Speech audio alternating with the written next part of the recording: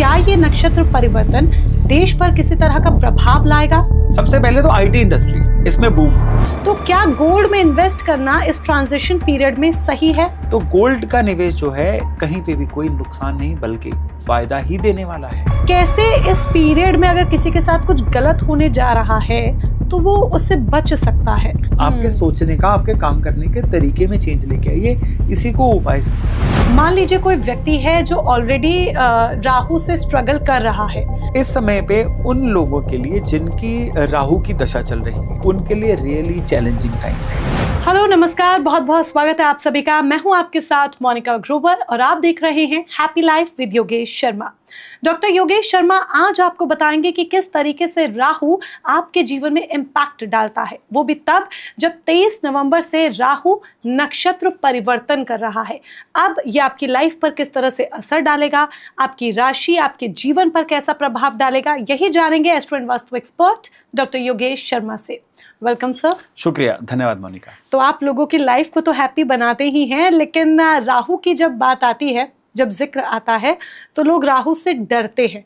और जब ये बात आ रही है कि 23 नवंबर से राहु अपना नक्षत्र परिवर्तन करने जा रहा है, तब ऐसा लग रहा है कि कितनी उथल पुथल मचेगी। क्या वाकई में ऐसा होगा? देखिए, उथल पुथल नहीं मचेगी। राहु उथल पुथल नहीं देते हैं। राहु एक्चुअली उनके काम करने का तरीका अलग है। जब उस तरीके से हम अलाइन कर लेते हैं तो हमें समझ आता है कि ये दरअसल उथल पुथल नहीं थी, हमारी सोच से थोड़ा डिफरेंट लेवल की एनर्जी थी। अब राहु जो है 23 नवंबर को शतभिषा नक्षत्र से निकलेंगे।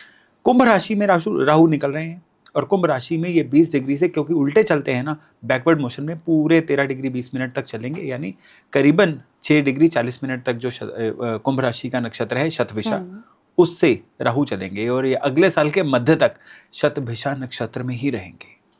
और यहाँ पे ये राहु जो हैं ये दुनिया के लिए भी अलग प्रभाव लेके आएंगे, देश के लिए भी अलग प्रभाव लेके आएंगे और हमारे सभी के राशियों के लिए भी अलग लेवल पे प्रभाव लेके आएंगे। राहु है ना, भ्रम की स्थिति भी बनाते हैं, इल्यूजन भी बनाते हैं, क्रिएटिविटी भी देते हैं, पैरेलल काम करने के रास्ते भी देते हैं, हसलिंग भी देते हैं।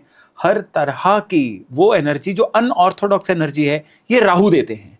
और शतभिषा ये राहु का खुद का नक्षत्र है, इसमें से निकलेंगे तो ये चमत्कार होना तो स्वाभाविक है। लेकिन जिस तरह से आपने कहा कि इल्यूजन्स देंगे, तो ये इल्यूजन्स लोगों को क्या कंफ्यूज भी करेंगे? हाँ, डेफिनेटली। देखिए, राहु किस राशि से निकल रहा है, किस नक्षत्र से निकल रहा है, राहु की कंफ्यूजन उस पे डिपेंड करेगी। राहु पुष्य से निकलेगा तो उसकी कंफ्यूजन जो है इमोशनल लेवल पे होगी। राहु अनुराधा से निकलेगा, उसकी कंफ्यूजन जो है कार्मिक लेवल पे होगी। लेकिन अभी राहु अपने खुद के शतभिषा नक्षत्र से निकल रहा है। शतभिषा इसका मतलब क्या है? शत का मतलब है 100। 100 ऑफ द डॉक्टर्स, 100 डॉक्टर जितनी हीलिंग अकेले शतभिषा नक्षत्र में होती है। टेक्निकलिटी की राशि है कुंभ और जो हीलिंग का नक्षत्र है शतभिषा, और राहु जो है ये असुरों का राजा है। तो ये एक रॉयल एनर्जी, चाहे अपनी डोमेन की ही रॉयल एनर्जी है, एक हीलिंग के नक्षत्र से निकल रही है, टेक्निकलिटीज के, नेटवर्किंग की राशि से निकल रही है। इन सब बिंदुओं को जोड़ेंगे तो हमें अपने आप रिजल्ट मिल जाएगा कि ये भ्रम देगा कि सॉल्यूशन देगा, उलझाएगा कि सुलझाएगा। बिल्कुल, ये देखना होगा कि राहु उलझाता है या सुलझाता है। किस तरह की जो राह है वो राहु लोगों को दिखाता है। लेकिन बात देश की भी आ जाती है, क्योंकि देखिए 2025 एक ऐसा साल जहां हमने बहुत सारे परिवर्तन देखे हैं। ऑलरेडी लोगों की लाइफ में काफी इम्पैक्टफुल चेंजेस आए हैं, कुछ अनहोनियां हादसे भी हुए हैं। तो क्या ये नक्षत्र परिवर्तन देश पर किसी तरह का प्रभाव लाएगा? डेफिनेटली ये जो नक्षत्र परिवर्तन है देश के लिए कुछ तरह के रिजल्ट लाने वाला है। कुछ अच्छे रिजल्ट भी हैं और थोड़े से चुनौतियों वाले रिजल्ट भी हैं। सबसे पहले तो आईटी इंडस्ट्री, इसमें बूम होगा। और आईटी इंडस्ट्री में जो बूम होगा ना, ये एक अगले लेवल का होगा। इंफॉर्मेशन टेक्नोलॉजी में हमारे देश में जितनी भी इंडस्ट्रीज हैं उनमें आईटी एक नए लेवल पे पहुंचेगी। सरकार के आईटी को लेके कुछ ऐसे नॉर्म्स आएंगे जो इस इंडस्ट्री को एक दिशा देंगे। इसके साथ साथ कुछ ना कुछ ऐसा होगा जो किसी ना किसी तरह की इन्फेक्शन से संबंधित होगा। हो सकता है कोई किसी तरह की ऐसी इन्फेक्शन या ऐसी कोई चीज फैले जिसका अभी इमीडिएटली कोई सोर्स पता ना हो। ये भी राहु शतभिषा में हो सकता है, एक चीज। दूसरी चीज ये है कि इसी समय में कुछ ना कुछ ऐसा होगा कि देश का जितना भी डिफेंस मैकेनिज्म है उसमें भी टेक्निकलिटी या इंफॉर्मेशन टेक्नोलॉजी उस लेवल पे एडिड होगी, रोबोटिक्स या आर्टिफिशियल इंटेलिजेंस इस लेवल पे एडिड होगी कि देश का डिफेंस सेक्टर अगले ही लेवल पे पहुंच जाएगा। इस समय पे क्रिप्टो करेंसीज भी जो हैं उनमें भी काफी ज्यादा इंप्रूवमेंट या काफी ज्यादा एक उत्साह का माहौल हमें देखने को इंडिया में मिल सकता है। आपने क्रिप्टो करेंसी का जिक्र किया, इस वक्त गोल्ड के रेट्स को लेकर लोगों के बीच में बहुत है कि इन्वेस्ट करना कितना सही रहेगा। शुरुआत में एस्ट्रोलॉजर्स ने बहुत प्रिडिक्शन की थी कि गोल्ड का रेट बहुत उछाल मारेगा, देखिए वही हुआ भी। अब कुछ एस्ट्रोलॉजर्स ये कह रहे हैं कि धड़ाम से आगे जाकर गिरेगा। तो क्या गोल्ड में इन्वेस्ट करना इस ट्रांजिशन पीरियड में सही है? गोल्ड में इन्वेस्ट करना खाली इस ट्रांजिशन पीरियड में नहीं, ये अगले 6 से 7 सालों के लिए बहुत ही सेफ है, इसमें किया जा सकता है। गोल्ड में जो लोग भी धड़ाम की बात कर रहे हैं, कितना नीचे गया?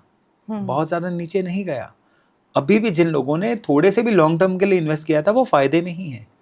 तो गोल्ड का निवेश जो है इस राहु के शतभिषा नक्षत्र के समय में कहीं पे भी कोई नुकसान नहीं बल्कि फायदा ही देने वाला है।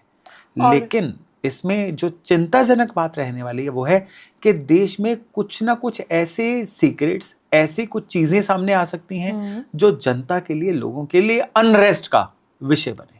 तो ये किस संदर्भ में हो सकता है? ये कुछ ना कुछ ऐसा हो सकता है कि किसी सरकारी ऑफिस, किसी ऐसे तंत्र की कार्य प्रणाली सामने आ सकती है जो अभी तक छिपी हुई थी और उसके अंदर कोई ना कोई ऐसा सीक्रेट सामने आ सकता है जो लोगों के लिए दोबारा से चिंतन का विषय बने और उसके बाद कुछ ना कुछ नॉर्म्स या कुछ ना कुछ नियम ऐसे चेंज होंगे जो बाद में ऐसी चीजों को रोकेंगे। ये आपने बहुत लोगों को सोच में डाल देने वाली प्रिडिक्शन कर दिया एक तरह से कि क्या होगा आगे, क्योंकि अब इतना ज़्यादा बिलीव इसीलिए भी हो जाता है सर क्योंकि शुरुआत में पहले जब एस्ट्रोलॉजर्स देखिए 2025 के लिए कह रहे थे ना कि ये साल देखिएगा बहुत उथल पुथल वाला रहेगा, तो लोगों को ये लग रहा था अरे नहीं इतना थोड़ी होगा, इतना थोड़ी होगा, बट देखते देखते बहुत कुछ हुआ इस साल में और अब ऐसा लग रहा है बस जल्दी से ये साल बीते। चलिए गोल्ड की हमने बात की, सिल्वर का भी जिक्र करते हैं क्योंकि लोग सिल्वर के लिए भी बहुत चर्चा कर रहे हैं, इन्वेस्ट कीजिए, आपका क्या टेक है? देखिए अभी क्या है कि सिल्वर का अभी जो भी प्राइसेस जाएंगे वो जाएंगे, राहु के शतभिषा में सिल्वर के प्राइसेस जो हैं एक नॉर्मल लेवल पे आगे बढ़ेंगे। लेकिन सिल्वर जो है बेनिफिट देना शुरू करेगा इस साल के सेकंड हाफ में जब बृहस्पति जो है वो उच्च राशि कर्क राशि में जाएंगे।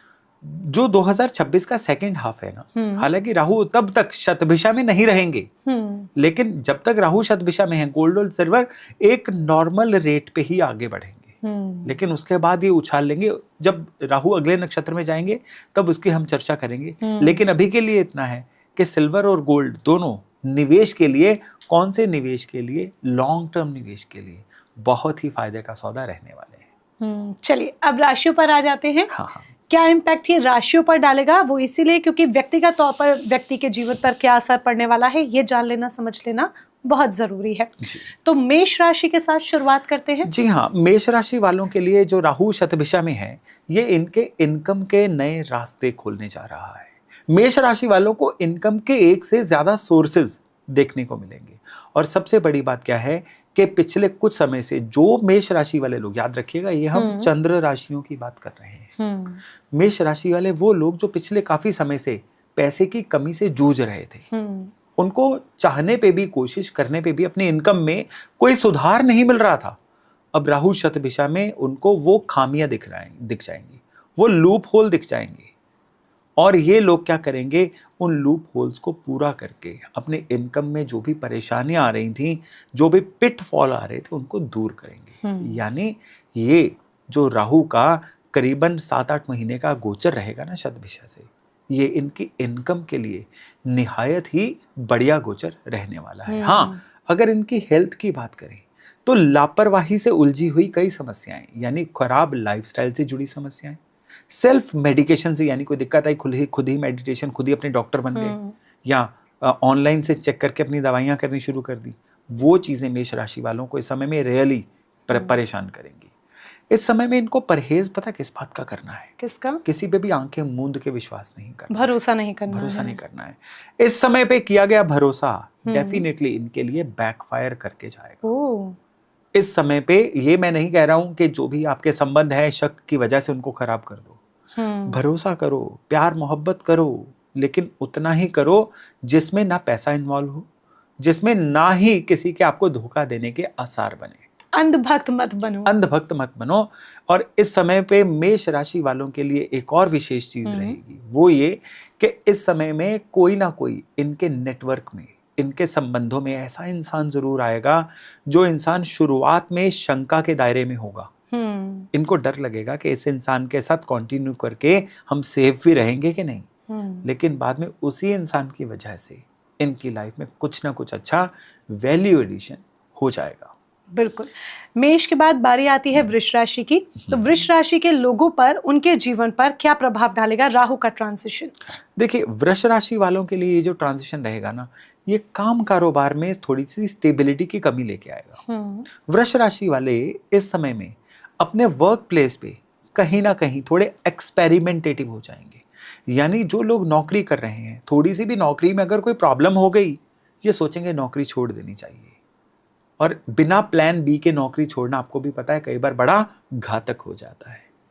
और जो लोग व्यापार भी कर रहे हैं ना, व्यापार में भी इनको ना इस समय पे ये अंदर से एक चीज मचेगी कि मुझे व्यापार में ना या तो लाइन चेंज कर लेनी चाहिए या व्यापार में कुछ ऐसे प्रोडक्ट ऐड करने चाहिए जो अभी डिमांड में है। तो उसकी वजह से ओवर रिस्क लेना इन लोगों के लिए परेशानी का विषय बन सकता है। तो वृष राशि वालों के लिए इस राहु शतभिषा में मेरी एक सलाह है कि काम करिए, लेकिन प्रॉपरली तोल मोल के करिए। अगर आपको नॉलेज है, अगर आपने पूरा उसका प्लान, ब्लूप्रिंट बना के रखा हुआ है, फिर तो कर लीजिए। फिर तो इससे बेहतर समय मिलना ही नहीं है। लेकिन अगर आप किसी भावनाओं के वशीभूत होके ये कर रहे हैं, परेशान होके कर रहे हैं, तो परेशानी इससे केवल बढ़ने जा रही है। हाँ, वृष वालों के लिए दो चीजें अच्छी होंगी। अगर ये कोई प्रॉपर्टी लेने की योजना बना रहे थे, तो प्रॉपर्टी अब इनकी लाइफ में आ जाएगी। और दूसरी अच्छी चीज ये होगी कि अगर ये कोई अच्छा व्हीकल भी लेने की योजना बना रहे थे, तो वो भी अभी इनकी लाइफ में आ सकता है। बस यहाँ पे वृष वालों को एक चीज का ध्यान रखना है कि लगातार इस समय में पैरों में पहिया लगा रहेगा।